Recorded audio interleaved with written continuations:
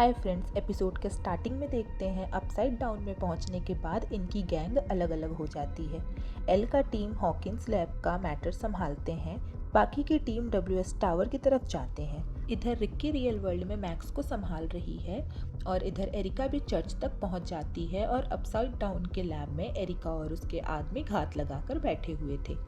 और इधर टैंक में जाने के पहले हॉपर से कहती है एल कि अगर उसके साथ कुछ भी गलत होता है तो वह उसे बाहर नहीं निकालेगा, लेकिन हॉपर चाहता है कि यह यहाँ से सही सलामत निकले और इसके बाद ये कहीं दूर चले जाएंगे एक साथ। नेक्स्ट सीन में हम देखते हैं जैसे ही रिक्की स्नैक्स लेने के लिए मैक्स को अकेला छोड़ती है, मैक्स अपने फिजिकल बॉडी को लीव करके 11 और काली के साथ वॉइड में पहुंच जाती है। 11 मैक्स की नॉलेज का यूज करके वेक्ना के मेमोरी में क्विल हाउस को ढूंढती है, जहां हमें 1960s के हॉकिंस हाई स्कूल की एक झलक दिखाई जाती है। वहीं टावर वाले टीम को पता चलता है कि नीडल टावर के साथ लाइंड अप नहीं है और एबीएस तक पहुंचने से पहले ही स्टीव गिरने ही वाला था, बट टाइम पर जॉनथन आकर उसका हाथ पकड़ लेता है और वह बच जाता है। बट मैक्स की हेल्प से 11 यहाँ पर क्विल हाउस तक पहुंच जाती है और हेनरी के साइकिक सर्कल को ब्रेक कर देती है। इधर एल वेक्ना से मिलकर कहती है कि तुम बच्चों को कभी नहीं ढूंढ पाओगे, बट ट्विस्ट यहाँ यही था कि बच्चे यहाँ इसी रूम में थे, काली के पावर के पीछे छुपे हुए थे और बच्चों के सामने पहली बार हेनरी मतलब वेक्ना का असली चेहरा सामने आता है और बच्चे ये रियलाइज करते हैं कि ये अच्छा आदमी नहीं है, मतलब मॉन्स्टर है। हेनरी 11 के माइंड को हैक करके उसके और काली के प्लान का पता लगा लेता है। काली यहाँ वेक्ना को चाकू से मारने का ट्राई करती है, लेकिन वेक्ना वहाँ से गायब हो जाता है और हमें यहाँ ये पता चलता है कि जो पावर काली के पास है वह पावर वेक्ना के पास भी है। मैक्स एल काली मिलकर केव की तरफ जाते हैं ताकि यहाँ पर वेक्ना ना आ पाए।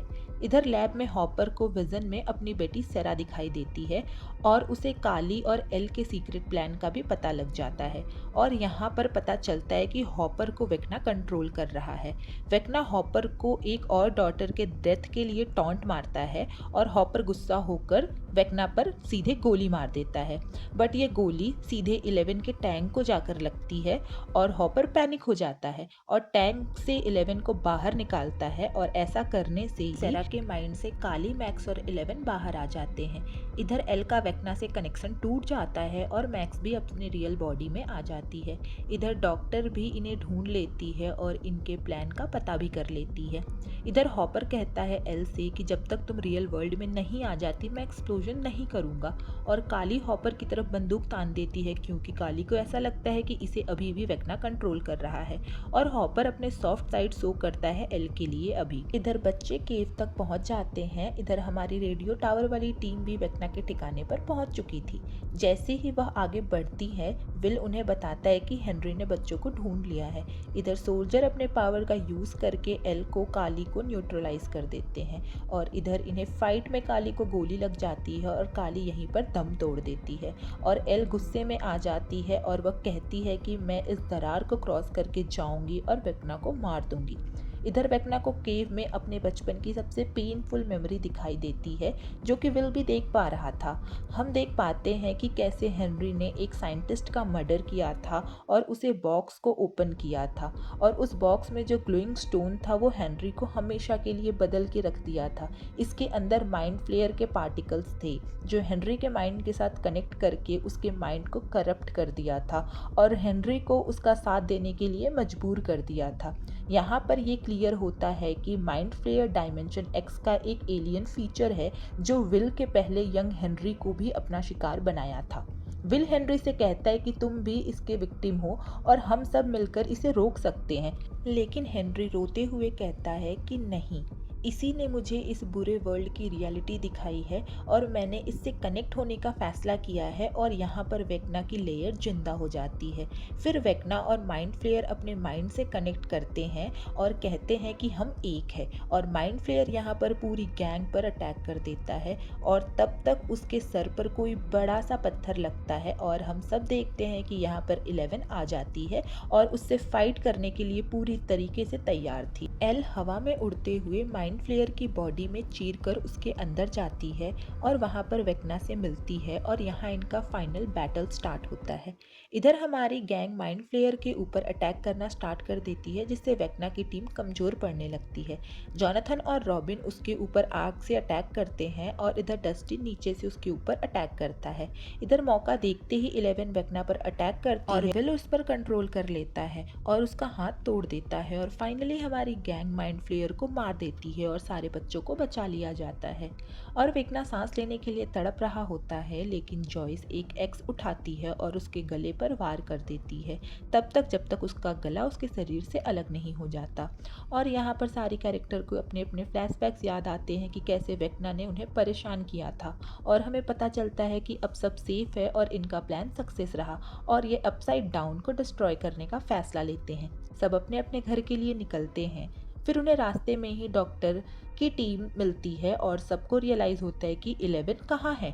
फिर सभी पता चलता है कि 11 तो अपसाइड डाउन में ही रह गई और माइक 11 के माइंड के अंदर जाता है। 11 कहती है कि जब तक वह यहाँ है ये सब कभी नहीं रुकेगा और यहाँ पर रहना एल की खुद की चॉइस है। और यहाँ पर उनके पास्ट की मेमोरी दिखाई जाती है जहाँ वह दोनों एक दूसरे को किस करके गुड बाय कहते हैं and this scene was seriously so emotional. जब माइक रियल वर्ल्ड में वापस आता है तब सभी को पता चलता है कि यहाँ क्या हो रहा है। सब चिल्लाने लगते हैं बट एक एक्सप्लोजन होता है, लैब और अपसाइड डाउन पूरा डिस्ट्रॉय हो जाता है और हम सबको लगता है कि 11 मर गई। फिर हमें 18 महीने बाद के हॉकिंस का सीन दिखाया जाता है जहाँ हॉकिंस को रीन्यू किया जा रहा था। स्टीव बेसबॉल टीम का कोच बन गया था और रॉबिन अपने रेडियो पर स्ट्रीम कर रही थी और हमारा मेन ग्रुप स्कूल से ग्रेजुएट होने वाला है। सब खुश है लेकिन माइक अभी भी 11 को याद करता है और हॉपर उसको बोलता है कि एल के इस डिसीजन को एक्सेप्ट करो और वह जाता है ग्रेजुएशन सेरेमनी अटेंड करने। यहाँ डस्टिन एक इमोशनल स्पीच भी देता है और एंड में अपने प्रिंसिपल को थोड़ा रोस्ट भी करता है और सारे बच्चे फिर खुश हो जाते हैं और ये चारों अपनी दोस्ती बनाए रखने के लिए अपने अंकल के घर में मिलने का हर महीने एक डिसीजन लेते हैं। और हम नेक्स्ट सीन में देखते हैं कि जॉयस और हॉपर एक डेट पर हैं और फाइनली हॉपर ने जॉयस को शादी के लिए प्रपोज किया और जॉयस ने हाँ भी कर दिया। फाइनल सीन में देखते हैं कि चारों फ्रेंड्स एक साथ बैठे हैं और मैक्स भी इन्हें ज्वाइन की है। अब हम आगे देखते हैं कि मैक्स प्रोफेशनल स्टोरी टेलर बनेगा जो अपने फ्रेंड से इंस्पायर्ड स्टोरी लिखेगा और एक स्टोरी ऐसी जो वो कभी नहीं लिखना चाहता है और ये स्टोरी है मेज के बारे में। एक्चुअली 11 का ही D&D वाला नाम है। माइक बताता है कि काली ने अपने पावर्स का यूज़ करके एल को छिपा दिया था ताकि वह टनल के रास्ते से भाग सके। यहाँ डॉक्टर की टीम उसे कभी ना ढूंढ पाए और एल अभी वहीं है जहाँ पर वो काफ़ी खुश है। और एंड में ये थ्योरी कंफर्म हो जाती है क्योंकि हम एल को देखते हैं कि वह एक वाटरफॉल से भरे जगह में है जहाँ पर एक छोटा सा उसका घर है और वह सारी प्रॉब्लम से दूर है वहाँ पर।